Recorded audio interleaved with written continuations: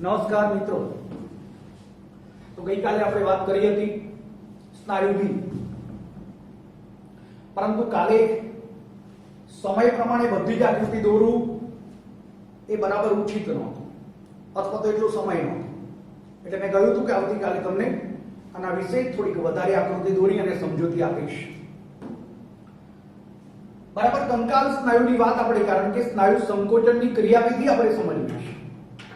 અને કંકાલ સ્નાયુની અંદર કંકાલ સાથે જોડાયેલો સ્નાયુ ચુસ્ત રીતે જોડાયેલો, એટલા માટે એનું નામ કંકાલ સ્નાયુ વાળું હતું. એની આપણે રચના જોઈશું. તો એની અંદર અનેક સ્નાયુ જૂથ, જેને આપણે વેસિકલ તરીકે ઓળખતા હતા, એ સ્નાયુ જૂથ આવેલા. આ અનેક સ્નાયુ જૂથ એને કોના વડે, તો એને કોલેજન યુક્ત સંયોજક પેશી, એનું સ્તર, કોલેજન યુક્ત સંયોજક પેશીનું સ્તર, જેને શું કહેવાય, સંપુટ પેશિયા કહેવાય, એના વડે એ ભેગા મળીને બનાવે. હવે એના પ્રત્યેકની અંદર શું હોય, તો ઘણા બધા સ્નાયુ તંતુઓ આવેલા હોય. આ સ્નાયુ તંતુઓ, અને સ્નાયુ તંતુ છે એ સ્નાયુ તંતુની રચના છે. એમાં સૌથી બહારની બાજુનું સ્નાયુ તંતુ પડ કહેવાય, જે સ્નાયુ રસને ઘેરે. સ્નાયુ રસ એને ઘેરવા માટે આવેલું છે સ્નાયુ તંતુ પડ. પરંતુ આપણે જ્યારે વાત કરીએ ત્યારે કોઈ એક લઈએ તો એને સ્નાયુ તંતુ યાની કે સ્નાયુ કોષ કહીએ, તો એની અંદર બહુકોષ કેન્દ્રીય રચના આવેલી હોય, સિન્સિટિયમ રચના.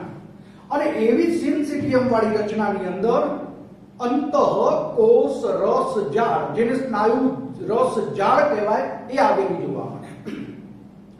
આવી સ્નાયુ રસ જાળ કેલ્શિયમનું સંગ્રહ સ્થાન છે, જે સ્નાયુ સંકોચનની ક્રિયાવિધિ માટે જવાબદાર છે.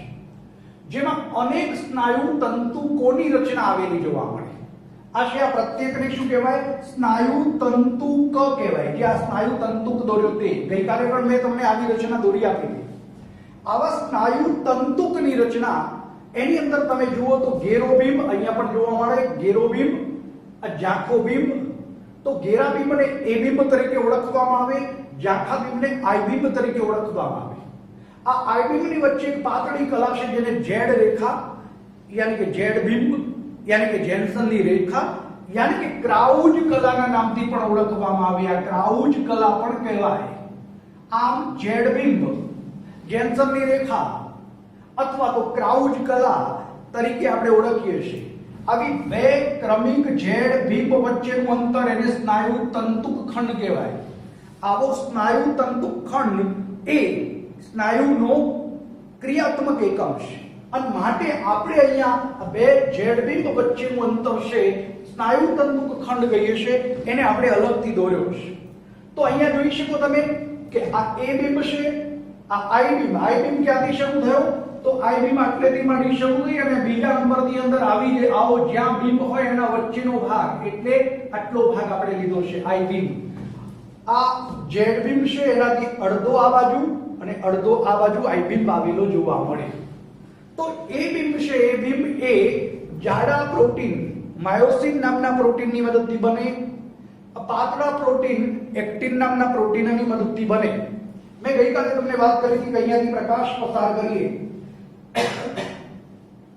આ પ્રકાશ પસાર કરીએ તો એમાંથી આટલા ભાગની અંદરથી જે પ્રકાશ પસાર થશે એ જુદા જુદા પટ્ટાઓની અંદર પસાર થશે. અહીંયા ઘેરો પટ્ટો હશે, આટલા ભાગની અંદર ઘેરો પટ્ટો હશે, આટલા ભાગમાં પણ ઘેરો પટ્ટો હશે, આટલામાં આછો પટ્ટો હશે.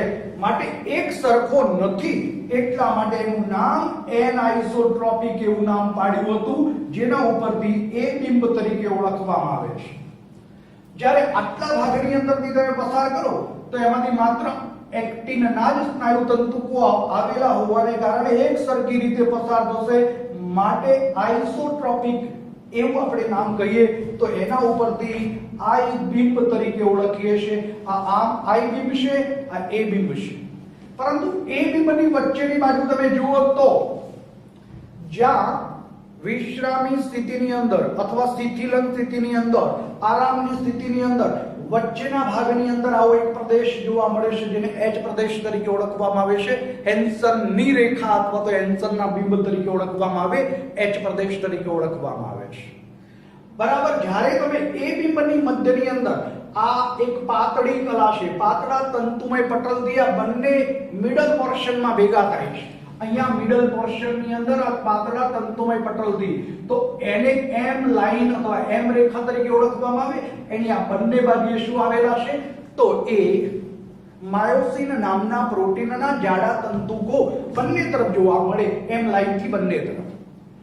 સામાન્ય સંજોગોની અંદર આપણે જોઈએ ત્યારે એ ઊભા આયામ દિશાની અંદર આપણને, એટલે કે અહીંયા આપણે જોઈએ ત્યારે એકબીજાને સમાંતર રીતે ગોઠવાયેલા છે. પરંતુ જ્યારે આપણે વાત કરીએ કે આ સમાંતર દિશા સિવાય આ ઉપરની અંદર, એટલે કે માયોસિન સાથે આવી રીતે લંબ દિશામાં પણ એ સેતુની રચના બનાવવા માટે જવાબદાર છે. એ આપણે હવે પછીની આકૃતિમાં જોઈશું એટલે આપણને સ્પષ્ટ સમજાશે. તો એવી રીતે આ ગઈકાલે આટલી વાત કરી હતી કે એ બિંબ જોવા મળે, ત્યાર પછી એ બિંબની વચ્ચેની બાજુએ એમ રેખા જોવા મળે, બરાબર. વચ્ચે આરામની સ્થિતિની અંદર એચ પ્રદેશ જોવા મળે, બરાબર. આઈ બીમ છે, આઈ બીમ એ અડધો સ્નાયુતંતુખંડની આ બાજુ, અડધો સ્નાયુતંતુખંડની આ બાજુ, એમ કરીને આ વન હાફ આઈ બીમ, બીજો વન હાફ આઈ બીમ, એમ કરીને આઈ બીમ તરીકે ઓળખવામાં આવે.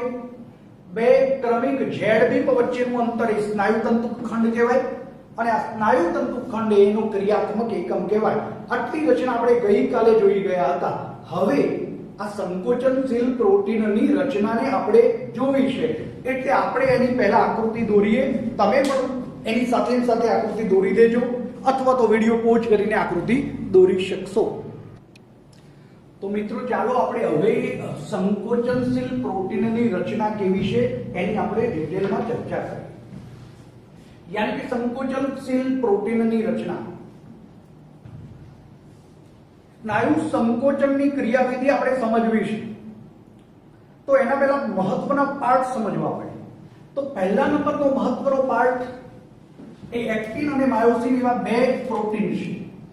એક નંબર છે એક્ટિન નામનો પ્રોટીન અને બે નંબર છે માયોસિન નામનો પ્રોટીન.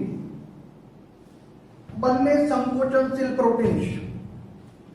જો એક્ટિનની રચનાની અંદર મેં અલગ અલગ તમને અહીંયા દોરી આપ્યા છે. એક્ટિન, તો એક્ટિનની રચના છે, એક્ટિનની રચના જે અહીંયા દોરી છે આ એક્ટિનની રચના છે. પણ એક્ટિનની રચનાની અંદર ભાગ લેતા એકમો કોણ છે?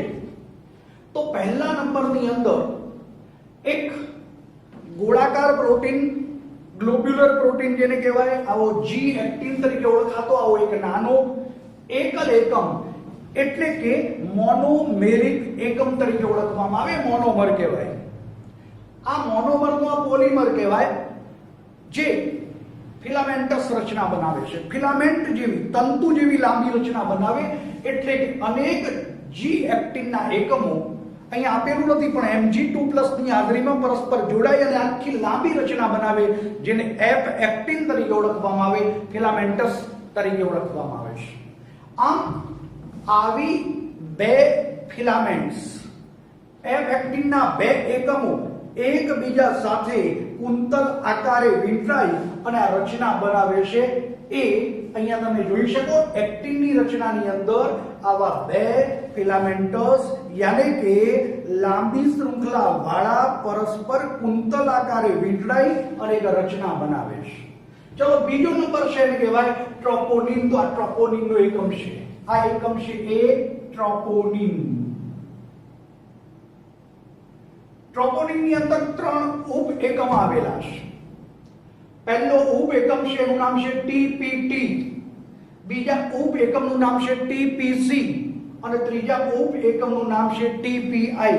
જો બુકમાં તમને 3 ઉપ એકમોના નામ આપેલા નથી, તમારે યાદ રાખવાની કોઈ જરૂરિયાત નથી, પરંતુ આવા 3 ઉપ એકમની મદદથી એક ટ્રોપોનિન નામનું એકમ બને છે, જેની અંદર આ ટીપીટી છે એ ટ્રોપોમાયોસિન નામના એકમ સાથે જોડાયેલો હોય, ટીપીસી છે એની સાથે સ્નાયુ કોષ રસ જાળમાં કેલ્શિયમ આવેલો છે, સંગ્રહ પામેલો છે, એ છૂટો પડે એ અહીંયા આ ટીપીસી એકમ સાથે જોડાય. અને ટીપીઆઈ છે એ એકચ્યુઅલી એ અહીંયા ક્રિયાશીલ સ્થાનો આવેલા હોય, સક્રિય સ્થાનો આવેલા હોય દરેકની અંદર. જી એક્ટિનમાં દરેકે દરેકની ઉપર આવા ક્રિયાશીલ સ્થાનો આવેલા હોય જેની સાથે માયોસિન જોડાવાનું છે. પરંતુ એ માયોસિન એકમને જોડાય નહીં એટલા માટે ઢાંકેલો રાખવા માટે ઇન્હિબિટર તરીકે કામ કરે છે, અવરોધક તરીકેનું કામ કરે છે.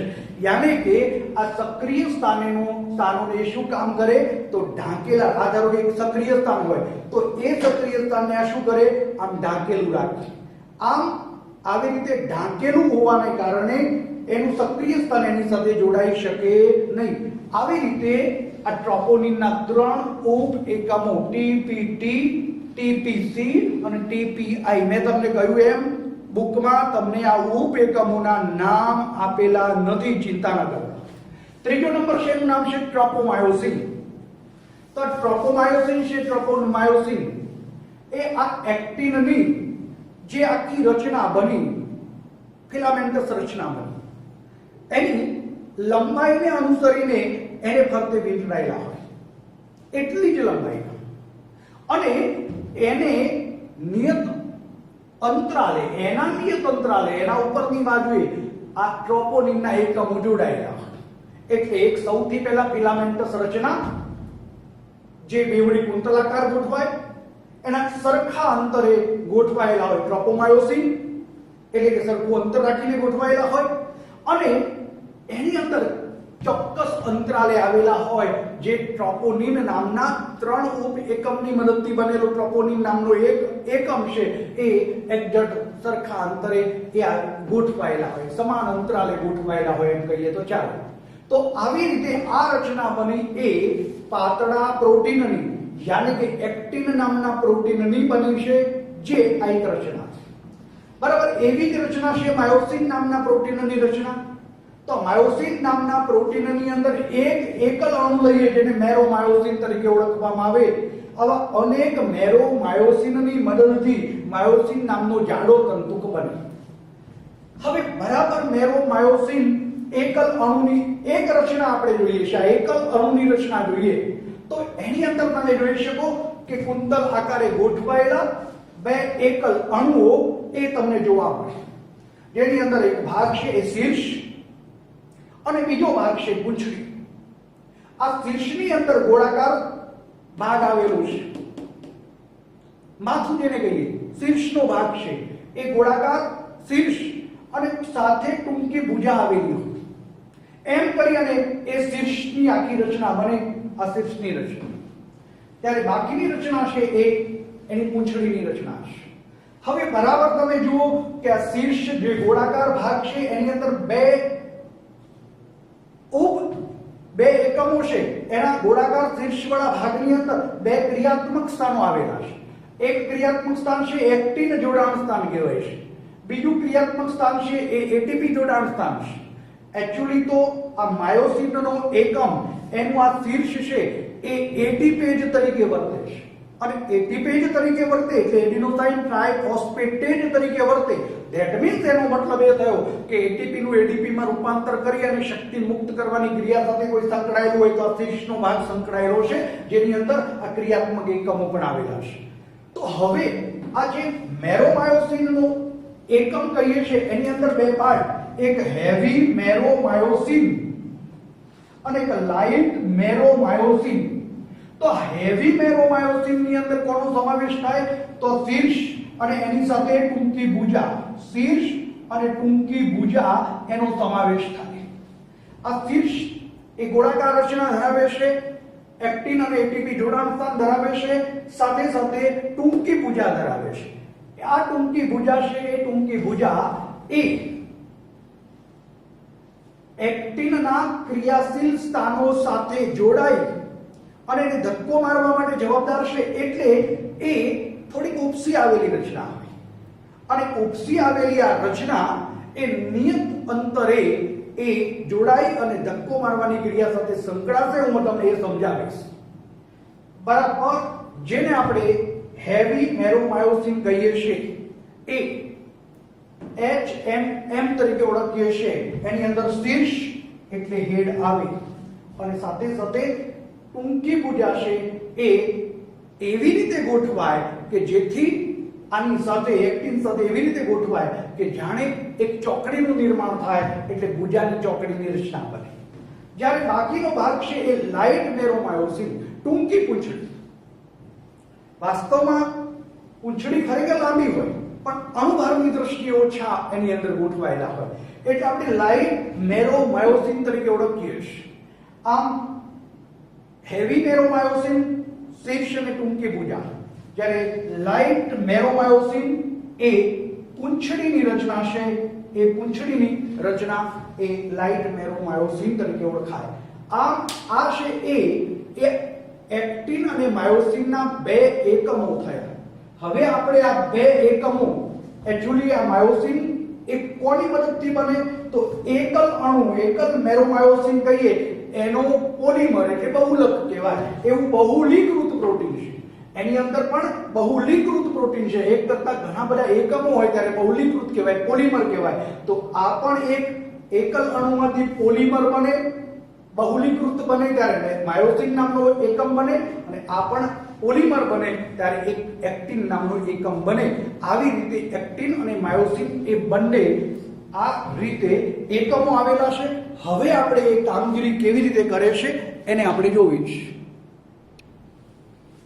ચાલો ત્યારે સ્નાયુ સંકોચનની ક્રિયાવિધિ આપણે સમજીએ. પહેલા તો જુઓ, મેં તમને સીધે સીધી બધી જ ફિગર દોરીને આપી દીધી છે. કારણ કે આટલી જ ફિગર હું તમને સાથે સાથે દોરવાનું કહું તો એની અંદર તમારો પિરિયડ પૂરો થઈ જાય. એટલે આપણે જ્યારે વર્ગખંડની અંદર ભણતા હોઈએ ને તો આ એક અને આ બીજા એમ બે પિરિયડની અંદર અલગ કામ કરવું પડે, એક જ પિરિયડમાં કામ થાય. સમજો. હવે આ ફિગર તમે દોરજો જેની અંદર આ એક્ટિન તંતુઓ છે, આ માયોસિન તંતુ છે. હવે આ એક્ટિન તંતુ છે, એક્ટિન તંતુની અંદર આપણે આખી રચના અગાઉ દોરી ગયા છે કે આ છે એ માત્ર ફિલામેન્ટલ રચના છે જેની ઉપર ટ્રોપોમાયોસિન એક્ઝેક્ટ ગોઠવાયેલું હોય અને જેની અંદર નિયત અંતરાલે ટ્રોપોનિનના એકમો, ત્રણ ઉપ એકમો ગોઠવાયેલા હોય. એમ કરીને આ એક્ટિનની રચના કરે. જ્યારે આ માયોસિનની રચના છે એની અંદર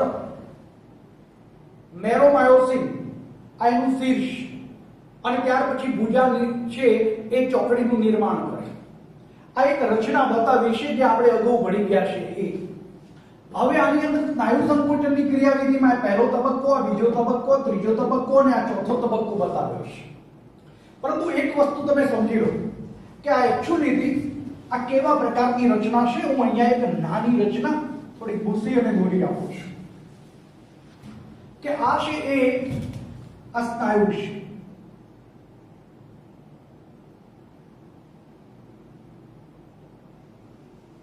આ સ્નાયુની રચના છે જેની અંદર આવી રીતે સ્નાયુ રસ જાળ આવેલી હોય. આવી રીતે એનો મતલબ સીધો સાદો થયો કે સ્નાયુની અંદર આવી રીતે આ પોર્શન અંદરની તરફ લંબાયેલો હોય. બરાબર આ સ્નાયુ રસ જાળની અંદર અહીંયા પુટિકાની રચનાની અંદર કેલ્શિયમ સંચિત હોય. કેલ્શિયમ આ સ્નાયુ કોષ રસ જાળ છે, યાની કે સ્નાયુ રસ જાળ, યાની કે અંતઃકોષ રસ જાળ જેને કહીએ છીએ એની આ સિસ્ટમની છે, એની અંદર આ ભરેલું છે. હવે જુઓ, આ ચેતા આવે છે એ મધ્યસ્થ ચેતાતંત્ર તરફથી આવે છે. હવે આ મધ્યસ્થ ચેતાતંત્ર તરફથી જે પણ ચેતા આવે એ ચેતા એ કેવા પ્રકારની કહેવાય તો એ ચાલક ચેતા કહેવાય. મગજ તરફથી અંગ તરફ જે પણ ચેતા આવે એને ચાલક ચેતા કહેવાય. એટલે એના બંધારણમાં આવેલા કોષો જેને ચાલક ચેતાકોષો કહેવાય. એટલે આ ચાલક ચેતાકોષે સંદેશો લઈને આવે. આ ચાલક ચેતાકોષ એ મગજની અંદરથી અને સંકોચન માટેનો સંદેશો લઈને આવે. પરંતુ સમજો કે આ છે એ આ સ્નાયુ અને આ ચેતા, આ બંનેની વચ્ચે અતિ સૂક્ષ્મ જગ્યા છે. આ અતિ સૂક્ષ્મ જગ્યા જેને કહેવા ચેતા સ્નાયુ સંધાન પ્રદેશ કહેવાય. આ ચેતા સ્નાયુ સંધાન પ્રદેશ એટલે હવે શું થાય કે જેવી આ ચેતાકોષ, પ્રેરક ચેતાકોષ, જે પ્રેરક ચેતાનો એક છેલ્લો અંતિમ પાર્ટ કહીએ ત્યાં અહીંયા મૂકેલો છે, એની અંદર અહીંયા એસિટાઇલ કોલાઇન પ્રકારનો ચેતાપેશક હોય. આ ચેતાપેશક જેનું નામ છે એસિટાઇલ કોલાઇન. તો અહીંયા એસિટાઇલ કોલાઇન મુક્ત થાય. આ જ્યારે મુક્ત થાય એટલે અહીંયા આવેલો સંદેશો આ સ્નાયુ સુધી પહોંચે. યાની કે આ વચ્ચેનો પ્રદેશ ચેતા સ્નાયુ સંધાન પ્રદેશ, આ અંત ભાગ આનો કહીએ એ મોટર એન્ડ પ્લેટ, આ એન્ડ પ્લેટ હતી આની આટલે સુધી, અહીંયાથી અહીંયા જતો નહોતો એટલા માટે અહીંયાથી શું નીકળ્યું? ચેતાપેશક. માટે આ ચેતાપેશક છે એ કોને સ્પર્શ કર્યો? સ્નાયુને. આ સ્નાયુ હવે સક્રિય કલાવીર સ્થિતિમાન પેદા કરે. ક્યારે?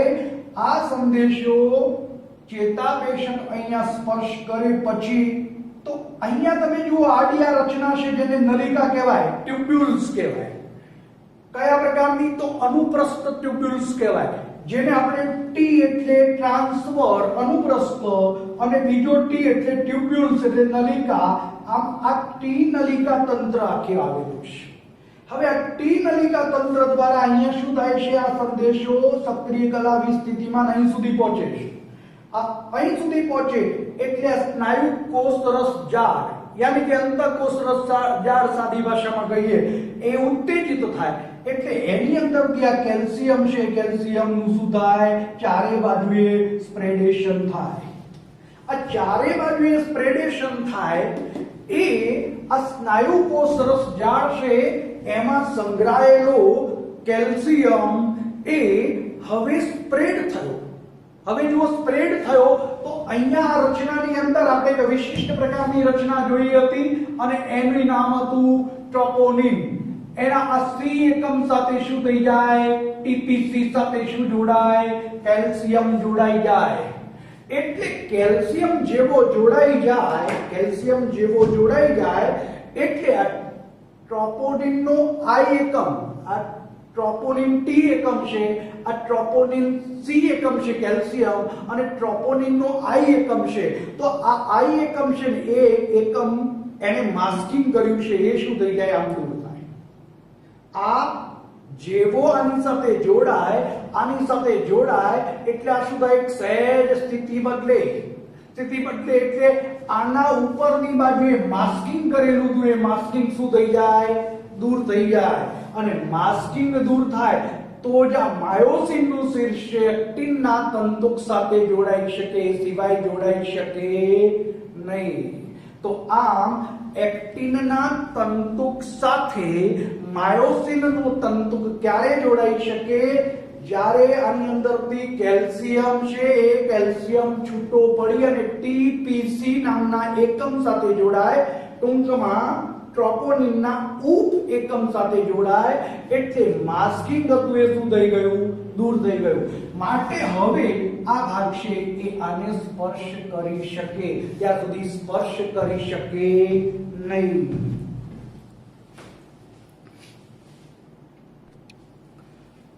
ફરીથી સમજાવું તમને કે આખી વાત મને લાગે જગ્યા ઓછી પડતી હોય તો આટલો ભાગ ફરીથી દોરી આપો. આટલો ભાગ આખે આખો ઉસે જગ્યા ક્યાંક ના ક્યાંક. જુઓ આ રચના છે એ આ સ્નાયુની રચના છે. આ સ્નાયુની રચનામાં આ શું છે? તો અંતઃકોષરસ જાળ. આ અંતઃકોષરસ જાળ એની સિસ્ટરની અંદર શું ભરેલું છે? જગ્યાના પુટિકા વાળા ભાગમાં શું ભરેલું છે? તો કેલ્શિયમ છે, આ કેલ્શિયમ સંચયધાની છે. હવે આ પ્રેરક અથવા તો ચાલક ચેતા આવે છે, આ એનો અંત ભાગ કહેવાય, જેને મોટર એન્ડ પ્લેટ અથવા તો પ્રેરક કે ચાલક અંત તકતી કહેવાય, એના આ ભાગ છે. આ બંને વચ્ચેની જગ્યા છે એને કહેવાય ચેતા સ્નાયુ સંધાન કહેવાય. બરાબર અહીંયાથી ઉર્મી વેગ આમ કરતા કરતા કરતા કરતા અહીં સુધી આવે છે, પણ અહીંયાથી અહીંયા સુધી જઈ શકતો નથી. એટલા માટે આના અંતિમ ભાગમાં મોટર એન્ડ પ્લેટમાં શું ભરેલું હોય? ચેતાપેશક. ચેતાપેશક ન્યુરોટ્રાન્સમીટર, જેને કહેવાય એસિટાઇલ કોલાઇન પ્રકારનો ન્યુરોટ્રાન્સમીટર. એસિટાઇલ કોલાઇન પ્રકારનો ન્યુરોટ્રાન્સમીટર. આ એસિટાઇલ કોલાઇન એ ક્યાં જાય? તો આ સ્નાયુને સ્પર્શ કરે. હવે અહીંયા સુધી આવેલો સક્રિય કલા વીજ સ્થિતિમાન એ ક્યાં પ્રવેશ કરે? તો સ્નાયુની અંદર. આમ સક્રિય કલા વીજ સ્થિતિમાન પેદા કર્યું. આ સક્રિય કલા વીજ સ્થિતિમાન, આને શું કહેવાય? ટી નલિકા તંત્ર. આખું ટી નલિકા તંત્ર કહેવાય, ઘણા બધા હોય. એ ટી નલિકા તંત્રમાં થઈને અહીંયા ક્યાં જાય? તો આને કહેવાય સ્નાયુ કોષ રસ જાળ. એટલે એની અંદરથી શાનું સ્પ્રેડેશન થાય? તો કેલ્શિયમનું સ્પ્રેડેશન થાય. ક્યાં? સ્નાયુ રસની અંદર. આ કેલ્શિયમ છે એ કોની સાથે જોડાય?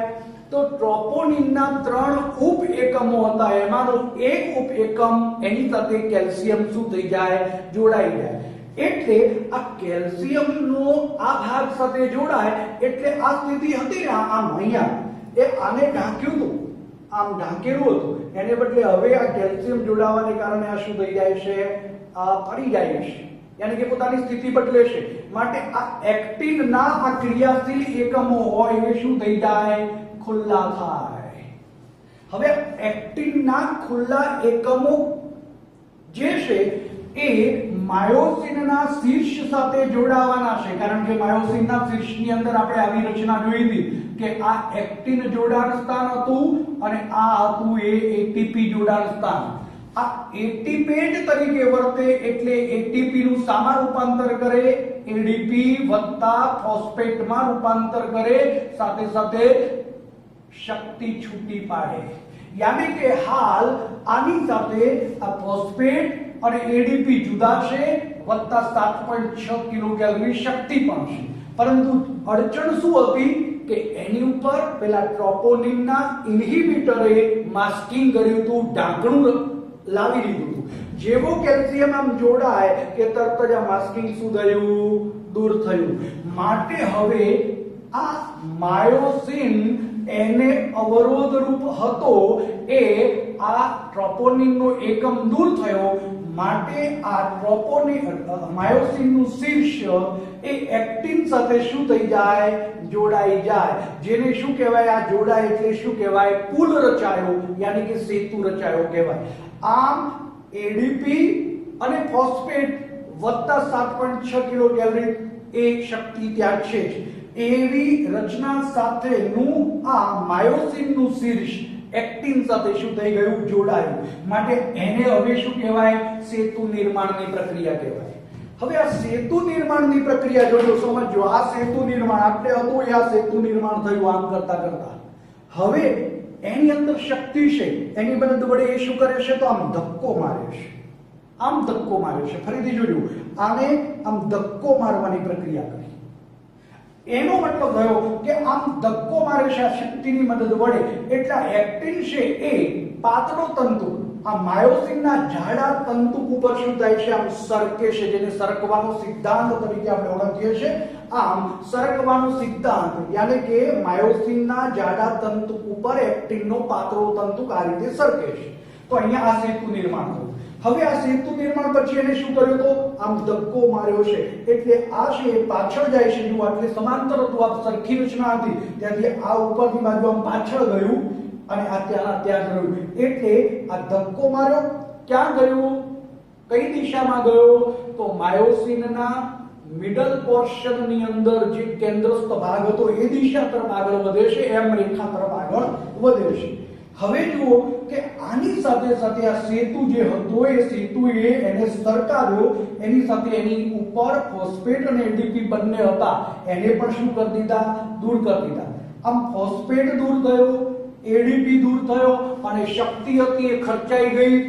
એટલે હવે એ સ્થાન જેવું નક્કી થયું, આ સરકાવ્યું એના કારણે એ સ્થાન જેવું ખુલ્લું થયું કે તરત જ આ જશે એ વિશ્રામી સ્થિતિની અંદર જતો રહેશે. જ્યારે આ એડીપી નવો જોડાઈ જશે એની સાથે જેવો એટીપી જોડાશે કે તરત જ એ શું થશે? સેતુ નિર્માણ તૂટશે.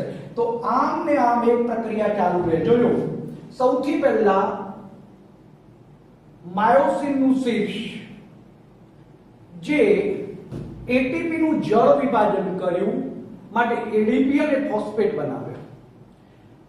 માયોસિન નું શીર્ષ એટીપી જોડાણ સ્થાન હતું, ત્યાં એટીપી નું જળ વિભાજન કર્યું એટલે એડીપી અને ફોસ્ફેટ બન્યા, સાથે શક્તિ છૂટી પડી. પરંતુ હજુ એક્ટિન અને માયોસિન ની વચ્ચે આ એક માસ્ક આવેલું છે, અવરોધ આવેલો છે. આ અવરોધના કારણે ત્યાં કાંઈ થઈ શકતું નથી. પણ તૈયારી ચાલુ રાખી છે. બરાબર પ્રેરક અથવા તો ચાલક ચેતાતંતુની અંદરથી મોટર એન્ડ પ્લેટ કહેવાય, પ્રેરક અંત તકતી છે ત્યાં સુધી ઉર્મી વેગ આવે છે, મગજમાંથી આદેશ આવે છે. પરંતુ એ આદેશ આવીને અહીંયા અટકી જાય છે કારણ કે આ બંનેની વચ્ચે અતિ સૂક્ષ્મ જગ્યા હોય છે જેને ચેતા સ્નાયુ સંધાન પ્રદેશ કહેવાય. આ ચેતા સ્નાયુ સંધાન પ્રદેશની અંદરથી આને અહીંયાથી ઉર્મી વેગ અહીં લઈ જવો હોય તો ચેતાપેશક ઉત્પન્ન કરવો પડે, જે અહીંયાથી ચેતાપેશક ઉત્પન્ન થાય છે.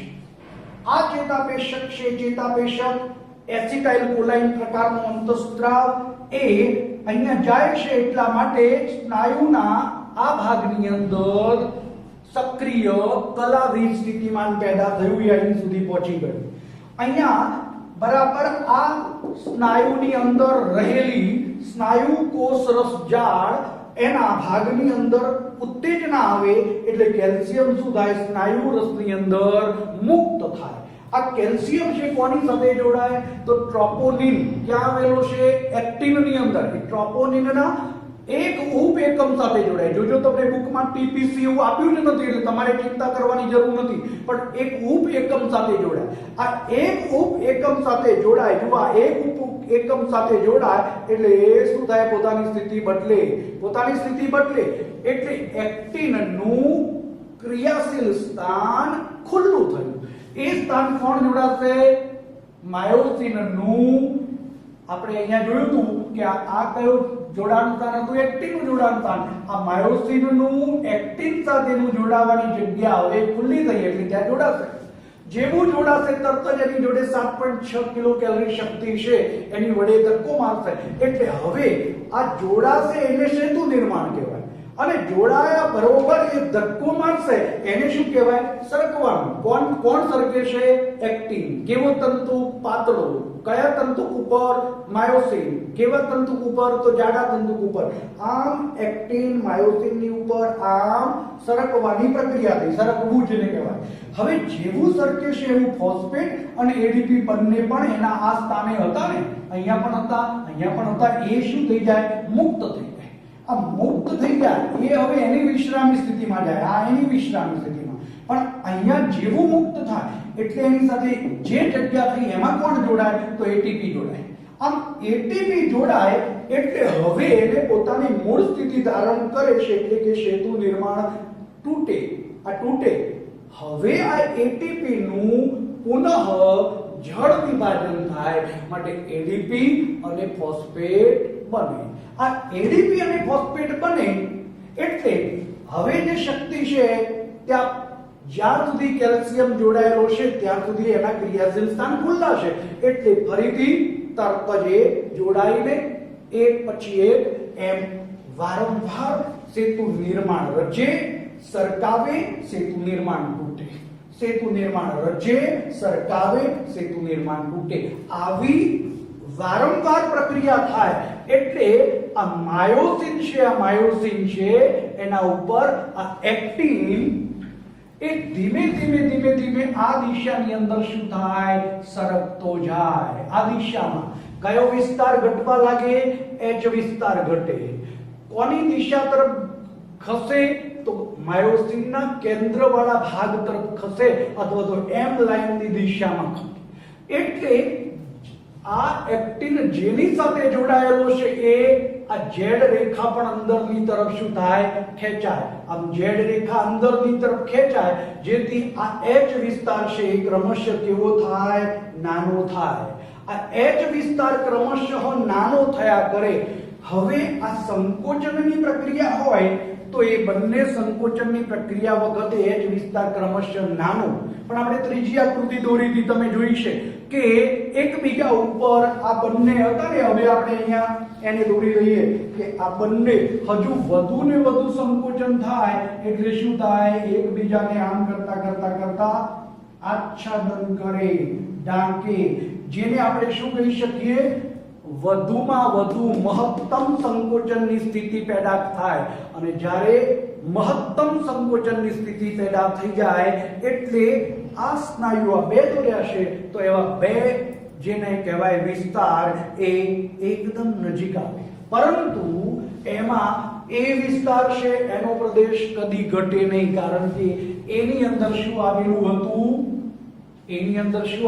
હતું, તો માયોસિનની અંદરની દિશામાં એક્ટિન જાય એટલે માયોસિનનો વિસ્તાર તો ઘટતો નથી, એ બીમનો વિસ્તાર કદી ઘટે નહીં. પરંતુ આઈ બીમનો વિસ્તાર ઘટે, એચ બીમનો વિસ્તાર પણ ઘટે અને આમ સ્નાયુ તંતુક ખંડ એ ટૂંકો બને. તો આવી રીતે સ્નાયુ સંકોચનની ક્રિયાવિધિ થાય છે. ફરીથી સમજાવું છું, સ્નાયુ સંકોચનની ક્રિયાવિધિ કેવી રીતે થાય છે. તો સૌથી પહેલા માયોસિનના તંતુક ઉપર એક્ટિનના તંતુકો સરકે છે, જેને સરકવાનો સિદ્ધાંત કહીએ છીએ. પરંતુ જ્યારે વિશ્રામી સ્થિતિ હોય ત્યારે આ બંનેની વચ્ચે આ જે શીર્ષ છે એ સેતુ રચી શકે, પરંતુ એક માત્ર અવરોધ હોવાને કારણે કાર્ય ન કરી શકે. રચવા માટે પ્રયત્ન કરે છે પણ અવરોધ છે વચ્ચે, અને એ અવરોધ ત્યારે જ દૂર થાય જ્યારે ચેતાતંત્રમાંથી આદેશ મળે. એટલે ઉર્મિવેગ છે, ઉર્મિવેગ એ અહીં સુધી આવે. ન્યુરોટ્રાન્સમીટર જેને ગુજરાતીમાં કહીએ ચેતાપેશક, જેનું નામ છે એસિટાઇલ કોલાઇન, એ છૂટો પડે, મુક્ત થાય એટલે એ આ સ્નાયુને ઉત્તેજિત કરે, સક્રિય કલાવી સ્થિતિમાં છે આગળ વધે, જે સ્નાયુ કોષ રસજાળમાં રહેલા કેલ્શિયમને મુક્ત કરે. આ કેલ્શિયમ સ્નાયુરસની અંદર મુક્ત થયો ત્યાં ટીપીસી નામનો એકમ અથવા ટ્રોપોનિનના ઉપએકમ સાથે જોડાય. આ ઉપએકમ સાથે જોડાય એટલે આ એક્ટિન અને માયોસિનની વચ્ચે જે અવરોધ હતો એ શું થઈ ગયો, આમ ટોર્શન થયો, એનું સ્થાન બદલાયું. એટલે હવે આ માયોસિનનું શીર્ષ એક્ટિનના ક્રિયાશીલ સ્થાન સાથે શું થઈ ગયું, જોડાઈ ગયું, જેને શું કહેવાય, સેતુ નિર્માણ. આ સેતુ નિર્માણની પ્રક્રિયા થઈ એ વખતે આ એટીપી જોડાણ સ્થાન હતું ત્યાં એટીપી નું જળ વિભાજન થતા એડીપી, ફોસ્ફેટ અને 7.6 કિલોકેલરી શક્તિ હતી, જેના કારણે શક્તિના કારણે એને શું કર્યો, તો એક્ટિનના શીર્ષે માયોસિનને કેન્દ્રની દિશા તરફ આમ ધક્કો માર્યો. આ ધક્કો માર્યો જેને આપણે સરકવું અથવા પરિભ્રમણ કહીએ છીએ. એ ધક્કાની સાથે ફોસ્ફેટ અને એડીપી પણ છૂટા પડી ગયા સ્નાયુરસમાં. એટલે એની જગ્યાએ હવે શું જોડાયું, તો નવો એટીપી જોડાયો. આ નવો એટીપી જોડાયો કે તરત જ આ જે સેતુ નિર્માણ હતું એ શું થઈ ગયું, તૂટી ગયું. આમ સેતુ નિર્માણ તૂટ્યું એટલે નવા એટીપી નું હવે ત્યાં જળ વિભાજન થાય. આ જળ વિભાજન થાય એટલે ફરીથી શું મળે, એડીપી અને ફોસ્ફેટ અને વત્તા શક્તિ મળે. જેવી શક્તિ મળે એટલે તરત જ આ સેતુ નિર્માણ દ્વારા એ ફરીથી ધક્કો મારી અને સરકાવે. આવું વારંવાર થાય એટલે આ જે વચ્ચેના એચ પ્રદેશ છે એ એચ પ્રદેશ એ ધીમે ધીમે બંને દિશાઓમાંથી ઘટતા જાય. આમ એચ પ્રદેશ ઘટે, હેન્સનની રેખા ઘટે, જેના કારણે આ એક્ટિન તંતુ જેની સાથે જોડાયેલો હતો એને ઝેડ રેખા કહીએ. ઝેડ રેખા પણ અંદરની તરફ ખેંચાય. આટલેથી આટલે આવી અને એટલેથી આપણે નીચે દોર્યું તો આટલે જાય. તો આમ ઝેડ રેખા ક્રમશઃ અંદરની દિશા તરફ ખેંચાય. આ ઝેડ રેખા છે એ બે ઝેડ રેખા વચ્ચેનું અંતર એ સ્નાયુ તંતુ ખંડ કહેવાય, નાનો થાય. પરંતુ સ્નાયુ તંતુ ખંડમાં માયોસિનનો તંતુ છે એમાં કોઈ ફરક ના પડે. જે એ વિસ્તારમાં આવેલો હોય, એ બિંબમાં આવેલો હોય તો એ બિંબ નાનો ના થાય, પરંતુ આઈ બિંબ નાનો થાય અને એચ બિંબ નાનો થાય. આમ કરતા કરતા કરતા કરતા આ ક્રમશઃ એક્ટિનના તંતુકો એ માયોસિનના તંતુકની ઉપર સરકી અને એને અંશતઃ ઘેરવાની પ્રક્રિયા કરે છે. એટલે કે એચ પ્રદેશ સાવ અદ્રશ્ય બને છે અને એચ પ્રદેશ અદ્રશ્ય બને એટલે સ્નાયુનું સંકોચન થયું કહેવાય. તો આમ સ્નાયુ સંકોચનની ક્રિયાવિધિ આવી રીતે થતી જોવા મળે છે. આવું સતત થાય છે. પણ ક્યાં સુધી ચાલુ રહે છે? તો જ્યાં સુધી આ કેલ્શિયમનું સ્પ્રેડેશન થયું હતું એ પાછા અહીંયા આવી જાય ત્યાં સુધી. એટલે કે સ્નાયુ કોષ રસ જાળ, જેને આપણે સિસ્ટરની કહીએ છીએ, એની અંદર કેલ્શિયમ પાછા આવી જાય એટલે આ કેલ્શિયમ દૂર થવાને કારણે પેલું માસ્કિંગ હતું એ હતું એમના એમ થઈ ગયું. હવે કોઈ પ્રક્રિયા થઈ શકે નહીં. માટે એ વિશ્રાંતિ સ્થિતિ, વિશ્રામી સ્થિતિ અથવા તો શિથિલન સ્થિતિ પ્રાપ્ત થવા માટે. બરાબર? તો આમ આપણે કહી શકીએ કે સ્નાયુ સંકોચનની આ ક્રિયાવિધિ છે.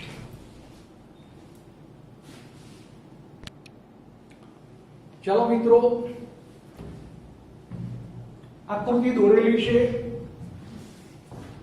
ફરીથી દોરવી નથી અને આમાં સમજાવું છે કે ફરી એકવાર સમજાવી દઉં છું અને પછી આગળ વધું કે આ માયોસિનના તંતુક ઉપર એક્ટિનના તંતુકો સરકે, જેને સરકવાનો સિદ્ધાંત કહેવાય.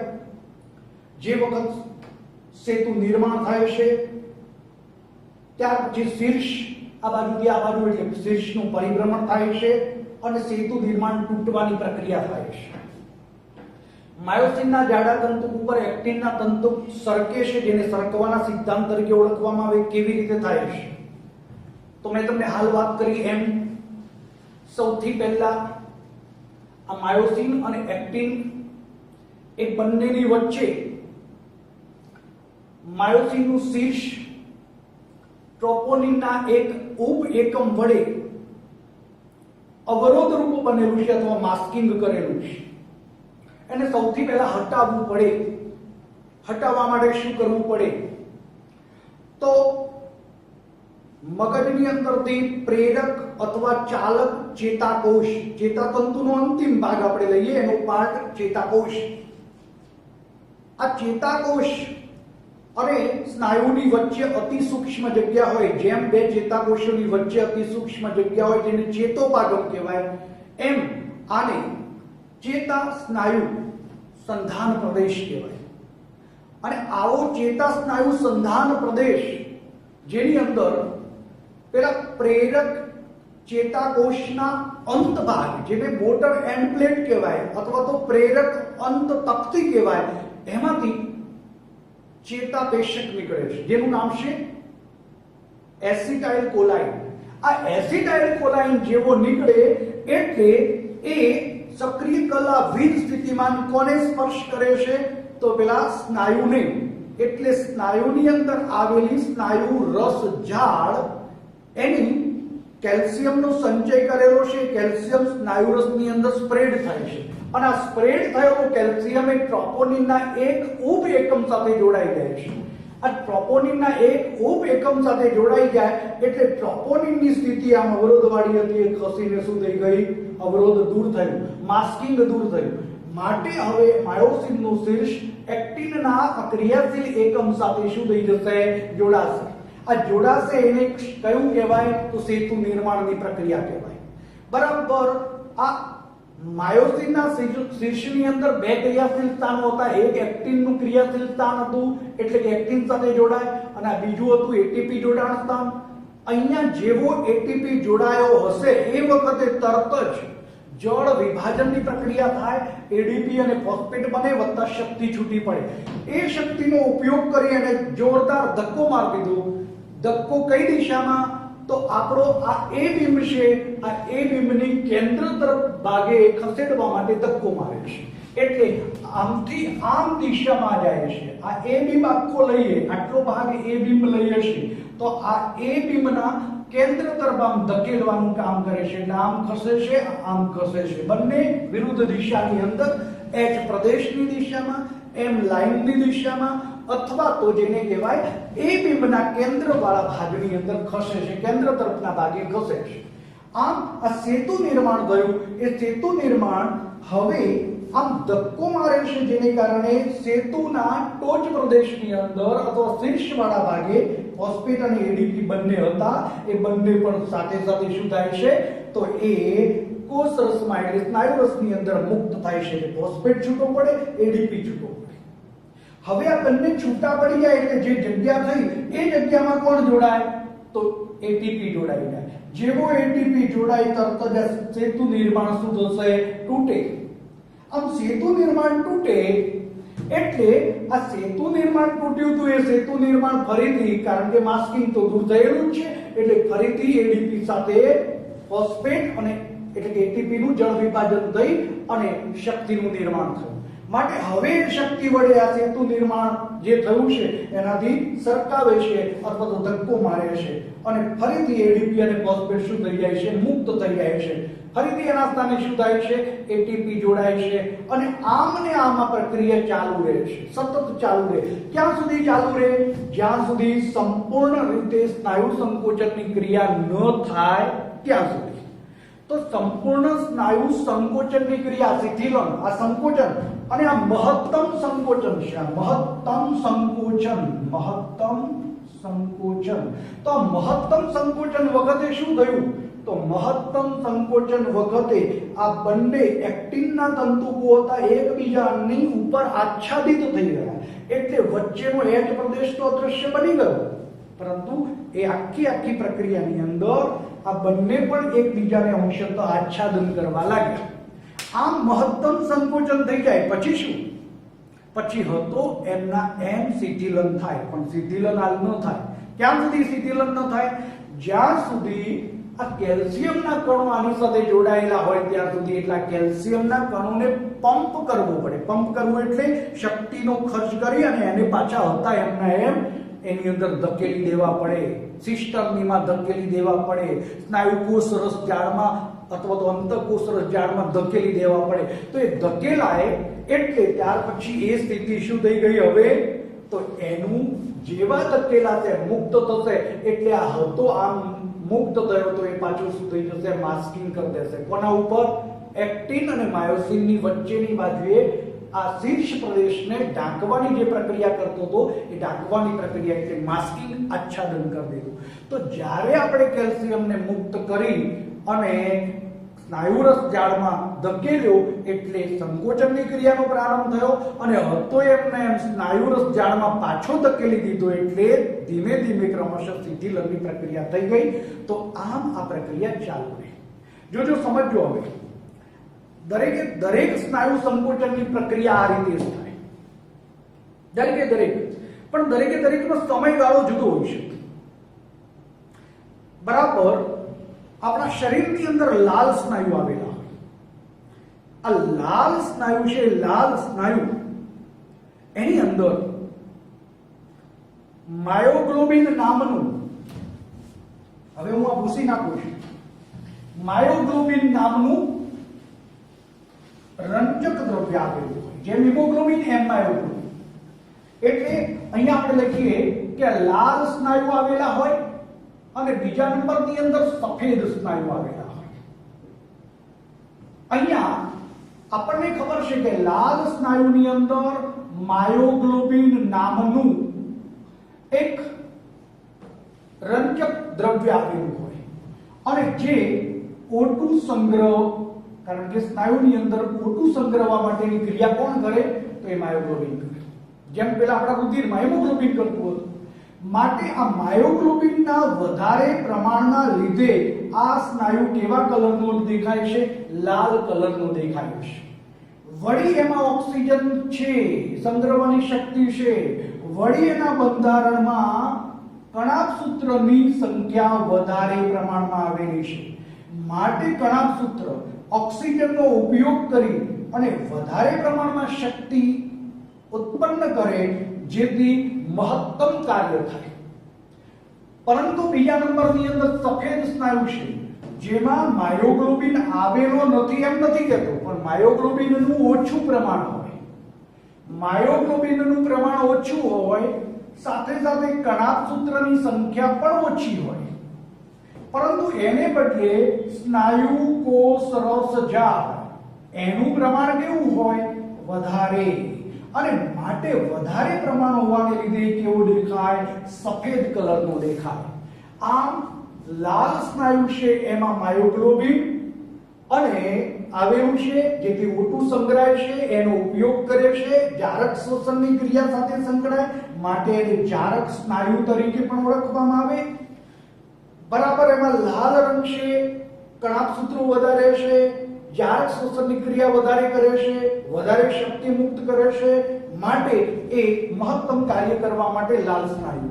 જ્યારે સફેદ સ્નાયુ છે એમાં કણાભસૂત્ર ઓછા છે, સાથે સાથે માયોગ્લોબિન પણ ઓછા પ્રમાણમાં છે, એટલે સ્નાયુ કોષ રસજાળ વધારે પ્રમાણમાં હોવાને કારણે સફેદ લાગે છે.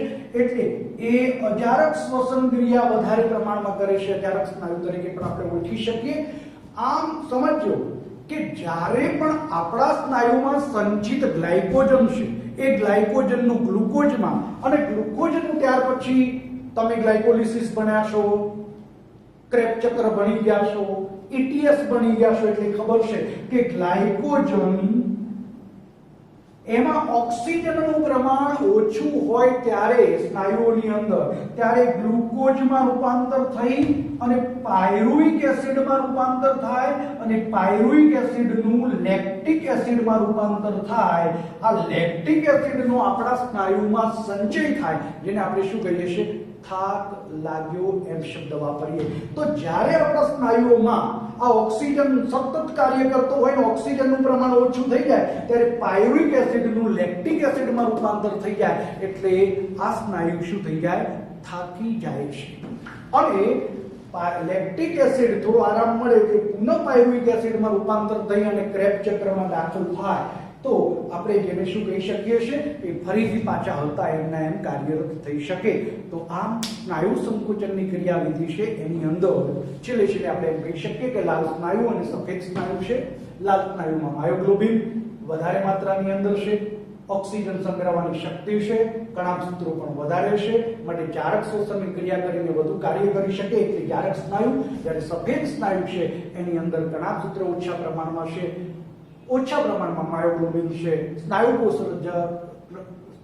રસજાળ વધારે માત્રામાં છે, જે આપણે સફેદ સ્નાયુ તરીકે ઓળખીએ છીએ, જે પર્યાપ્ત માત્રાની અંદર કાર્ય કરી શકતો નથી અથવા તો ઓછા પ્રમાણમાં કાર્ય કરે છે, જે અજારક શ્વસન ક્રિયા ઉપર નિર્ભર છે. તો આ રીતે આ બંને ક્રિયાઓ આપણે કહી શકીએ.